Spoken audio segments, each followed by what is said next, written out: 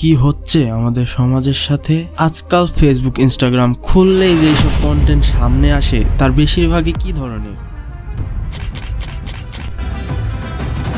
বিনোদনের নামে এমন কিছু দেখানো হচ্ছে যা আমাদের নতুন প্রজন্মকে ধীরে ধীরে ধ্বংসের দিকে নিয়ে যাচ্ছে।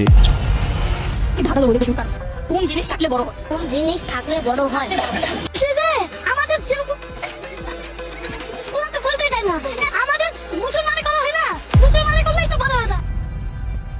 ছোট বাচ্চারা, কিশোর কিশোরীরা আজ এই ডিজিটাল দুনিয়ার নষ্ট হচ্ছে, কিন্তু আমরা কি সেটা উপলব্ধি করছি? টিকটক, ফেসবুক, ইনস্টাগ্রামের সস্তা কন্টেন্ট এগিয়ে আছে নগ্নতা ছড়ানোর দিকে। এর মধ্যে ভিউজ আর ভাইরাল হওয়ার নেশা তো লেগেই আছে।